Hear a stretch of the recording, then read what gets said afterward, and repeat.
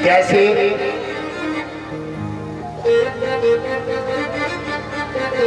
देवर्षि नारद जा रहे थे, ऐसे धरती पर आ गए और मृतलोक में देखा कि सत्संग चल रहा था ऐसे, और आकर के बैठ जाते हैं और देवताओं का रूप धारण कर लिया, सत्संग का आनंद लिया। जब उठ के चले तो सब अपने अपने घर चले जाते हैं और देवर्षि नारद की जो जगह थी जहाँ बैठे थे उनकी झाड़ू लगाई गई, छिड़को गौ लिपाई की गई, शुद्धिकरण किया गया वेद मंत्रों से। आप अगर कोई उठ के जाए, आपकी जगह का सफाई की जाए और किसी की नहीं की जाए तो आपको अजब लगेगा। देवर्षि नारद ने मुड़कर देखा कि मैं इतना गंदा हूँ और सब चले गए, काऊ की जगह साफ नहीं की गई, लेकिन मेरी क्यों हुई? इसका मतलब है कि मेरे अंदर स्वयं की कोई बुराई है। देवर्षि नारद का किसी ने उत्तर नहीं दे पाया, उत्तर किसी ने नहीं दिया और देवर्षि नारद बड़े चिंताजनित हो गए और सीधे देवर्षि नारद भगवान विष्णु के पास चले गए। भगवान विष्णु शेषैया पे विराजमान हैं, लक्ष्मी पैर दाब रही हैं और देवर्षि नारद को भगवान विष्णु ने देखा, मुस्कुरा गए। देवर्षि नारद ने कहा, आपको मुस्कुराहट आ रही है, भक्त पर कष्ट होता है और आप हंस के दिखा देते हैं। तो उन्होंने कहा, देवर्षि नारद स्वयं के मानव गलती करता है और फिर मेरे पर गुस्सा दिखाता है। स्वयं तुमने गलती की है तो कहने लगे हमने क्या गलती की है, नाथ बता दीजिए। कहने लगे तुमने नामदान नहीं लिया, निगुरिया हो, निगुरिया।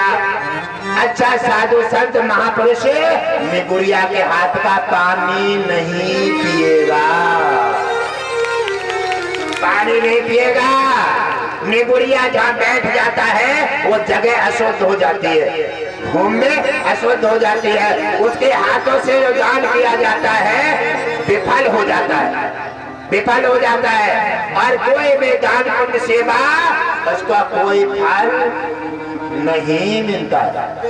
भगवान विष्णु जब अपने मुखारजन से देवर्षि नारद को बता रहे हैं, देवर्षि नारद और पसीना आ गया, नाथ क्या मेरा आधा जीवन निकल गया, बेकार गया? जिंदगी सब बेकार चला गया। ऐसे धरती पर मानव आधा जीवन नहीं पूरा निकाल देते हैं बिना नामदान के।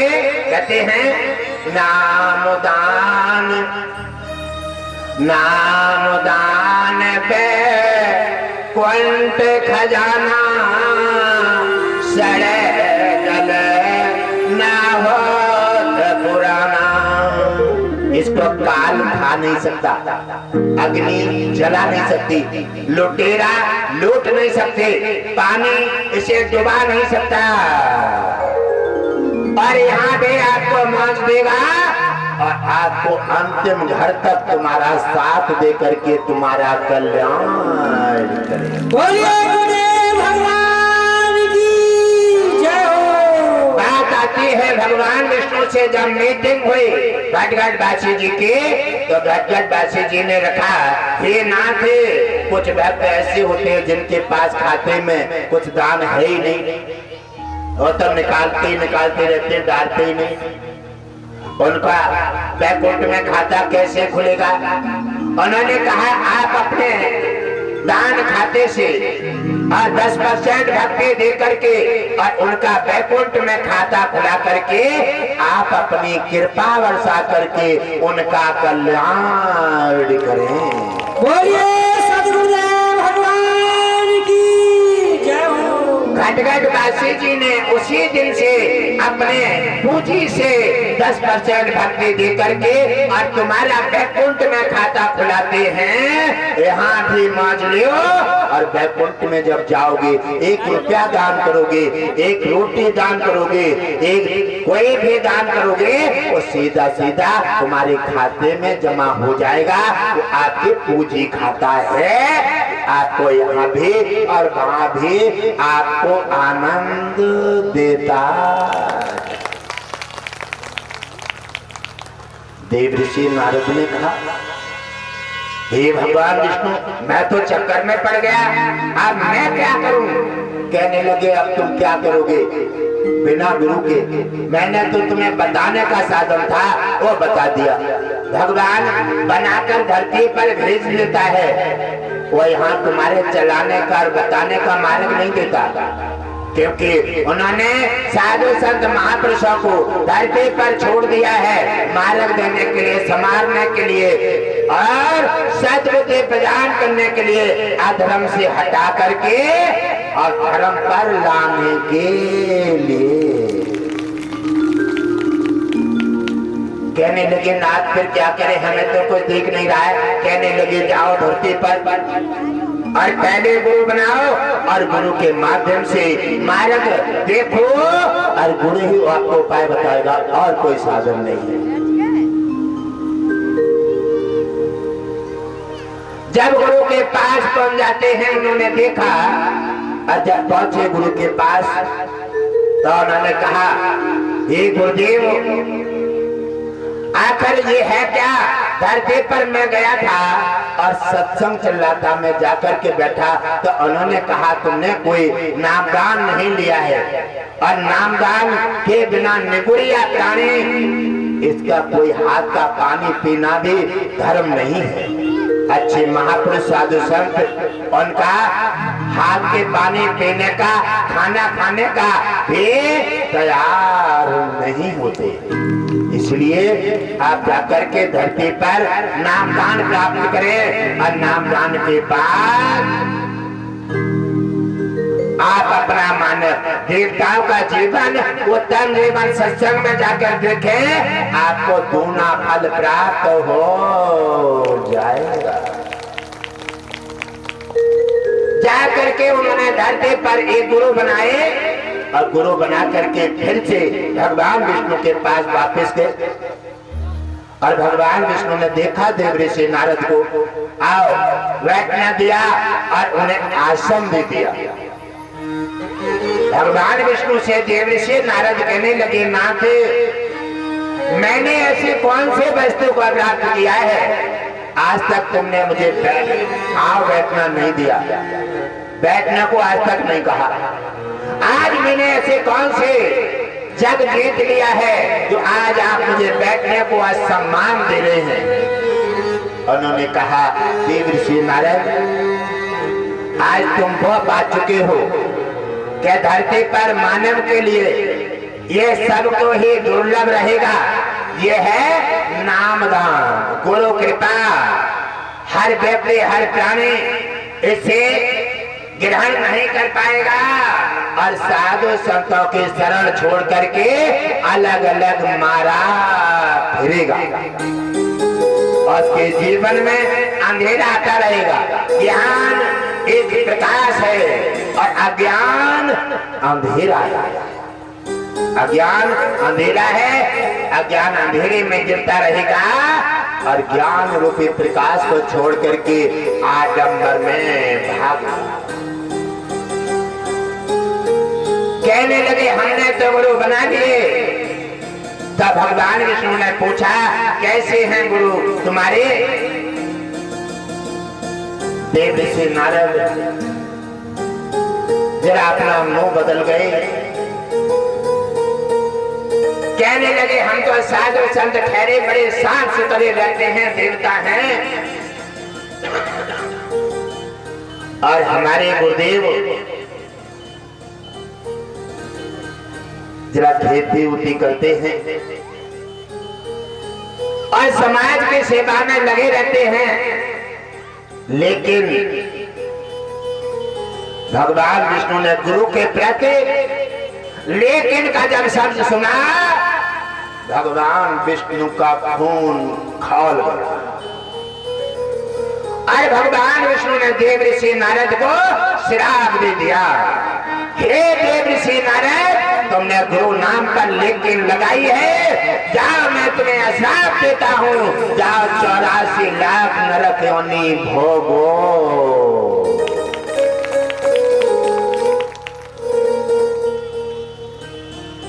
देव ऋषि नारद ऊपर नीचे देख रहे हैं और भगवान विष्णु ने देव ऋषि नारद बहुत प्रिय भक्त थे भगवान विष्णु के, लेकिन भगवान विष्णु ने ब्राह्मण गुरु का निरादर बर्दाश्त नहीं किया और तत्काल उन्हें श्राप दे दिया, क्योंकि तुमने गुरु नाम पर लेके लगाई है। देव ऋषि नारद बार बार मस्तक देख रहे हैं और बार बार प्रार्थना कर रहे हैं, हे नाथ कृपा कीजिए।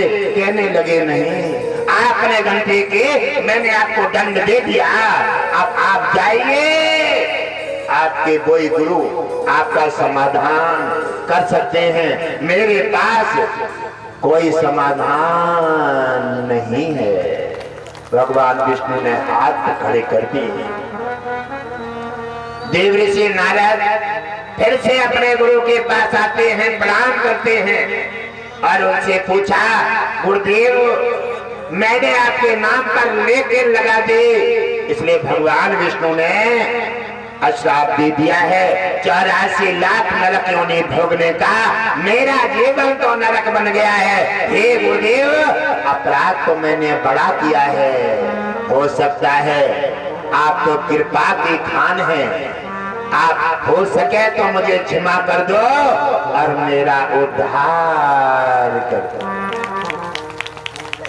गुरु और ब्राह्मण तो दया का पात्र होता है, कितनी भी बड़ी गलती कर डालो फिर भी दया और कृपा करते रहते हैं, इनके अंदर क्रोध नहीं आता है। अगर किसी समय बाहर से डांट भी देते हैं, लेकिन हृदय इनका हमेशा कोमल बना रहता है, और जब भक्त उदास होता है तो उसे फिटकार करके राहत दे करके उसका कल्याण कर देते हैं। बोलिए भगवान की जय। हाँ, चिंता मत कीजिए, घबराइए मत, हम तुम्हारी सहायता करेंगे और जाओ। उन्होंने 84 लाख योनि भोगने का तुम्हें श्राप दे दिया है, क्योंकि तुमने गुरु नाम पर लेके लगाई है। गुरु नाम इतना पवित्र है जिस पर लेके लगाना संकट खड़ा हो जाता है, और गुरु के निरादर दुनिया बनाने वाला भी बर्दाश्त नहीं करता है। किनका? गुरु का, शुरू का नहीं।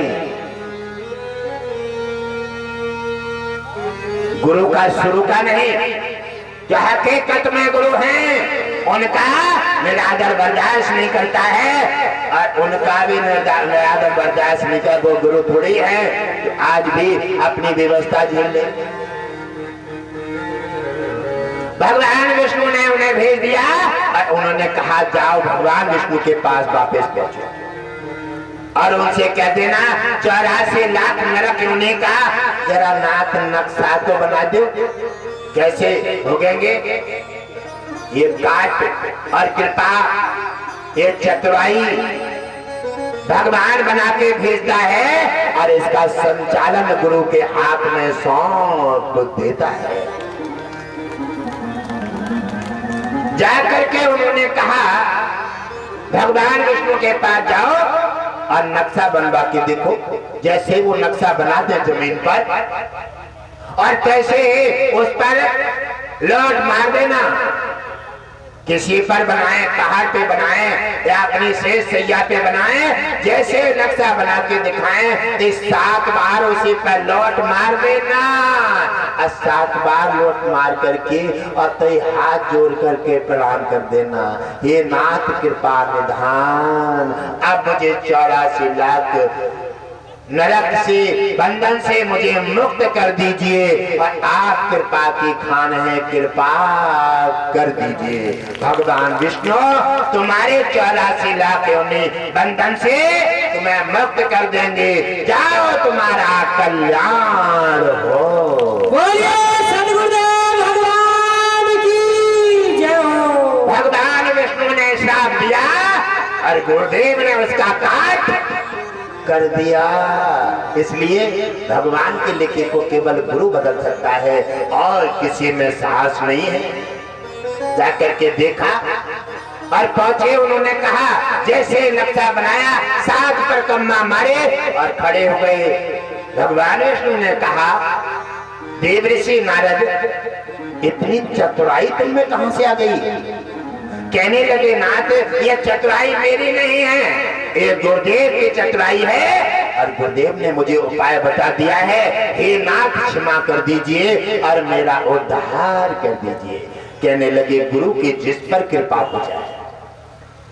हे देवऋषि नारद गुरु तो गुणों के खान है और गुरु की कृपा की हमें भी जरूरत होती है। और गुरु भगवान विष्णु ने जितने अवतार धरती पर लिए हर अवतार में गुरु बनाने की आवश्यकता पड़ी, इसलिए गुरु हमेशा गुरु को सम्मान देते हैं। उन्होंने कहा देवऋषि नारद गुरु गुणों की खान है, जो कहीं पर कोई सुधार समाधान न हो और गुरु अच्छा मिल जाए तो सभी समस्या का एक साथ समाधान हो जाता है और भगवान विष्णु का मोक्ष धाम का रास्ता मिल जाता है। बोलिए सद्गुरुदेव भगवान की जय हो।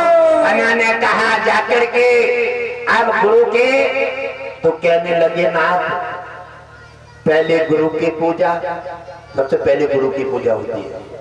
पहले गुरु की पूजा ताकि बाद भगवान की पूजा। कहने लगे देवऋषि नारद अब तुम अपनी जगह पर आ गए हो, अब तुम्हारा कल्याण हो। ऐसे ही नामदान के बिना विफल प्राणी अगर कहीं घूम रहा है तो उसे ना तो दान पुण्य सेवा, वो कन्यादान करे, भंडारा करे, यज्ञ करे, कुछ भी करे, कोई भी फल प्राप्त नहीं होगा। इसलिए निगुरिया बन करके जीवन मत जियो। गुरु जो भी तुम्हें सही लगे गुरु को बनाओ, गुरु को बनाओ। ऐसे को मत बनाओ उल्टी बातें मारते हैं, अपने सनातन को हटाते हैं, कुछ राम की बुराई करते हैं, कुछ कृष्ण की बुराई करते हैं, कुछ कहते हैं भगवान कौन है। बात यह है उन्हें कितना बड़ा शास्त्र दिया है और फिर भी दंड खेल रहे हैं और फिर भी ये बात नहीं छोड़ रहे हैं। इसी प्रकार भगवान विष्णु जी सनातन और धर्म की रक्षा करने के लिए बार बार अवतार लेता है। भगवान विष्णु उनका अपमान सनातन का कभी बर्दाश्त नहीं करता है। इसलिए नामदान से जुड़ करके जिन्होंने नहीं लिया है नामदान से जुड़े, आप अपने जीवन में बाहर लाएं। यहाँ से लेकर के और क्षीर सागर तक भगवान विष्णु लक्ष्मी और गुरुदेव की कृपा का साथ पाएं। ये कृपा असीमित है, यहाँ भी आनंदित होंगे और वहां तक भी गुरु कृपा बरसेगी जिससे तुम्हारा सबका कल्याण होगा।